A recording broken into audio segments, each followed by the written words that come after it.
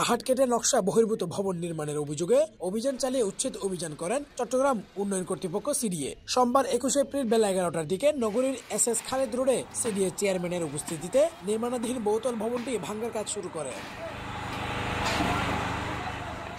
অভিযোগ রয়েছে 30 কাঠার জমিতে স্থাপনা নির্মাণের ক্ষেত্রে 60% জায়গা খালি রেখে ভবন নির্মাণের শর্তে সিডিএ অনুমোদন দেয়। পাশাপাশি পাহাড়ের কোনো ক্ষতি না করে স্থাপনা নির্মাণের শর্ত ছিল অনুমোদনে। তবে সিডিএর এসব শর্ত না মেনে টিনের বেষ্টনী দিয়ে লোকচক্ষুর আড়ালে পাহাড় কেটে বহুতল ভবন তৈরি করেন মালিক পক্ষ।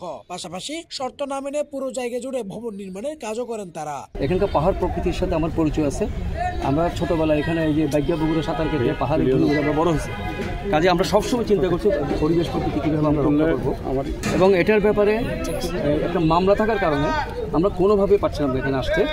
তো গতকাল এই মামলাটা ভেকেট হয়েছে, যেই কারণে আমরা সাইটে আসতে পেরেছি। আজকে এসে এখানে যে ভয়াবহ অবস্থা দেখলাম, তো আমার কাছে মনে হয় আমাদের শুধু ইনস্টিটিউশনগুলো চেঞ্জ করলে হবে না, আমাদের আইনের যে পদ্ধতিগুলো আছে সেগুলো একটু অ্যাড্রেস করা দরকার।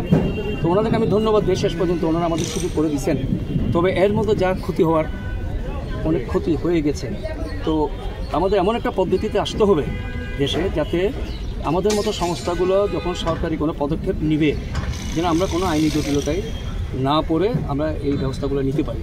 চট্টগ্রাম উন্নয়ন কর্তৃপক্ষের স্পেশাল ম্যাজিস্ট্রেট নজরুল ইসলাম জানান, স্বপ্নের ফ্যামিলি অনার্স অ্যাসোসিয়েশন নামের একটি সমিতি এই ভবনটি নির্মাণ করেছে।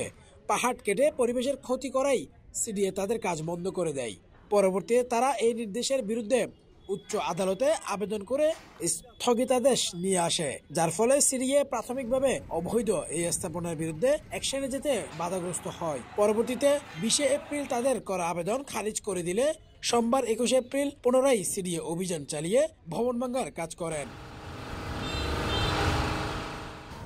আবাদুল হক, সিটিজি নিউজ, চট্টগ্রাম।